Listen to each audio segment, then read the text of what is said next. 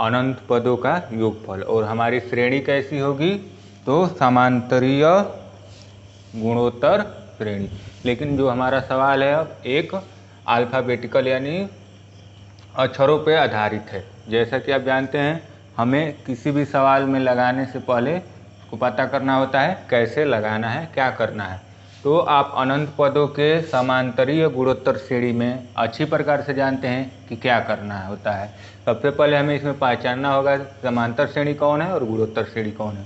तो अनंत श्रेणी वाले में हमें समांतर श्रेणी से मतलब नहीं होता है, गुणोत्तर श्रेणी से मतलब होता है। हम देख रहे हैं यहाँ पे r है, यहाँ आर स्क्वायर है, यहाँ आर क्यूब है, यानी जो हमारी श्रेणी है वो R square R cube dot dot dot अनंत तक, ये हमारी गुणोत्तर श्रेणी है। आपको भी पता है। अब इसमें हमको बस क्या पता करना पड़ता है? सर्वानुपात। क्या पता करना रहता है? सर्वानुपात। और सर्वानुपात कैसे निकालेंगे? तो दूसरे पद में पहले पद से भाग देकर, दूसरे पद में पहले पद से भाग। दूसरा पद हमारा क्या है? आर स्क्वायर और पहला पद आर, ये यहाँ से कैंसिल होके आ जाएगा आर, यानी यहाँ आर का मान जो आ रहा है स्मॉल आर। अब यहाँ पे जो सवाल हमको दिया रहता है उसका योगफल निकालना है। तो हम उस योगफल को क्या मान लेते हैं? मान लेते हैं कि उसका योगफल यश है। तो यहाँ से यश बराबर हो जाता है, जो सवाल है हम उसको नोट करेंगे तो 1 plus b into r plus यहाँ जो है 1 plus b square into are square plus 1 plus b square plus b cube into r cube. ये आपका कहाँ तक है? अनंत पदों का। और ये हो जाएगा समीकरण नंबर 1। यहाँ तक कोई दिक्कत नहीं है।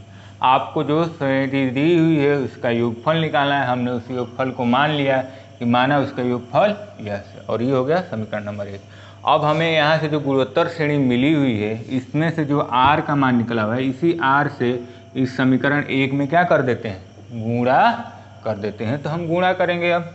तो इसमें जब गुणा करेंगे r से तो यस इंटू आर, 1 में गुणा करेंगे तो r हो जाएगा। लेकिन हमें यहाँ r न लिख के इसके नीचे लिखना है, क्योंकि यहाँ पे r है, 1 में गुणा किए हैं। अब इसमें जब गुणा करेंगे तो 1 प्लस बी तो रहेगा ही रहेगा, और r में r से गुणा होकर क्या हो जाएगा? आर स्क्वायर प्लस इसमें अब फिर r से गुणा होगा, क्योंकि हम पूरे पक्ष में दोनों तरफ r से गुणा किए हैं समीकरण 1 में। तो यहाँ हो जाएगा आपका 1 plus b square into are square में r से गुणा करेंगे तो r का पावर 3। ऐसे ही कहाँ तक गुणा होगा? पूरे अनंत पद तक। और ये हमें जो मिलेगा समीकरण नंबर 2। तो इसे हम रफ कर दे रहे हैं, आपने इसको नोट कर लिया होगा। यहाँ से हमने r का मान निकाला था केवल। ये हमारा हो जाता है समीकरण नंबर कितना? 2। अब आप जानते हैं इसके आगे हम क्या करते हैं? समीकरण 1 से समीकरण 2 को घटाना होता है। समीकरण 1 से समीकरण 2 को यहाँ लिखते हैं समीकरण 1 माइनस समीकरण 2। यहाँ तक कोई दिक्कत नहीं होगा। हम समीकरण 1 में से समीकरण 2 को क्या कर रहे हैं? घटा दे रहे हैं। अब देखिए जब घटाएंगे तो यस में से क्या घटेगा? यस माइनस आर, क्योंकि सबका चिन्ह क्या होता है? बदल जाता है, सबका चिन्ह बदल जाता है।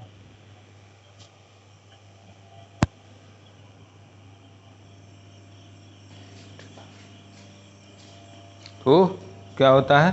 सबका चिन्ह बदल जाता है। हमने क्या किया? इसको मान लिया कि समीकरण 1 है, और यहाँ से r से हम गुणा कर दिए समीकरण 1 में। तो यस में गुणा किए तो r, इसमें गुणा किए तो r, इसमें गुणा किए तो आर स्क्वायर, इसमें गुणा किए तो आर क्यूब। बाकी आगे वाला पक्ष वैसे रह रहा है। अब इसमें से हम घटा देते हैं, इसके नीचे कुछ भी नहीं है, तो ये आपका क्या हो जाएगा? 1। अब देखिए ये r में से r को घटाना है, ठीक, r में से r को घटाना है। तो इन दोनों में से हम r कॉमन ले रहे हैं, एक यहाँ आपका प्लस है, तो यहाँ बचेगा 1 प्लस बी, और यहाँ से r कॉमन लेंगे तो -1।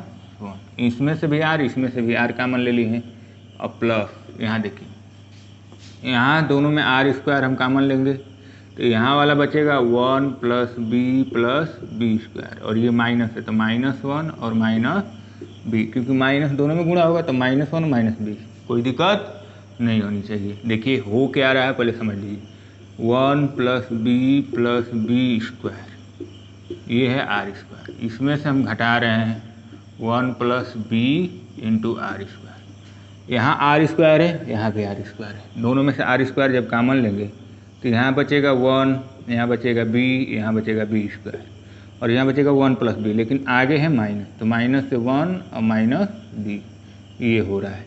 हमने इसको यहाँ डायरेक्ट लिखा हुआ है, कोई दिक्कत नहीं। अब कटने वाला कटेगा, ये आपको पता है, तो इस चीज़ को हम कटा लेंगे। यहाँ पे हम बस इस चीज़ को समझने का प्रयास किए हैं कि इसमें से इसको घटा रहे हैं तो यहाँ कॉमन ले रहे हैं, ये जैसे वैसे लिख रहे हैं, इसको माइनस के साथ लिख दिया जा रहा है। इसी तरह आगे बढ़ेंगे तो यहाँ हमारा आर क्यूब कॉमन हो जाएगा। यहाँ जो है उसको लिखिए 1 है, बी स्क्वायर है प्लस बी क्यूब है, और यहाँ जो लिखेंगे उसको क्या करेंगे माइनस के साथ, -1 minus b square, minus b square और आगे आर क्यूब। ये कहाँ तक, अनंत पदों तक इसी तरह से चल रहा है। अब यहाँ देखिए -1 से +1, -1 +1 plus b minus b, plus minus, हाँ।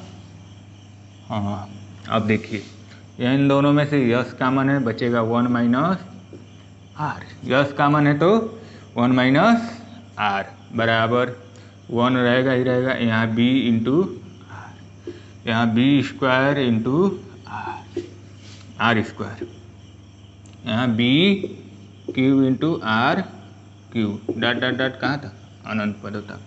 यहाँ तक कोई समस्या नहीं होनी चाहिए। अब देखिए अगर यहाँ से श्रेणी को ले रहे हैं तो एक में किस, ये बी आर हो गया, फिर यहाँ बी आर पी आर, यानी अभी एक हमें गुणोत्तर श्रेणी मिल चुकी है।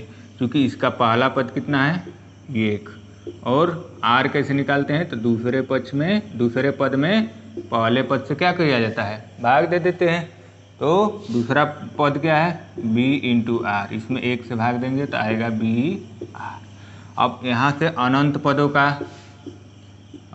का फॉर्मूला क्या है, a/1 माइनस आर, a का मान 1, 1 आर का मान b इंटू आर, ये हो गया। यहाँ तक कोई दिक्कत नहीं है। और ये है यस 1 माइनस आर। जैसा कि आपको पता है यस किसका वैल्यू बता रहा है, इस गुणोत्तर श्रेणी या समांतरीय गुणोत्तर श्रेणी का योगफल। तो हमें यस का ही तो मान निकालना है, तो यस बराबर हो जाएगा 1/1 माइनस बी आर, और ये यहाँ से यहाँ के डिवाइड हो जाएगा, तो गुणे 1 माइनस आर। ये आपका क्या हो जाएगा, इसका आंसर हो जाएगा या इसका योगफल हो जाएगा। तो आप अच्छी तरह से समझे होंगे हमने क्या किया हुआ है, हमें एक ऐसी श्रेणी दिया हुआ है जिसमें समांतर श्रेणी भी है और गुणोत्तर श्रेणी है।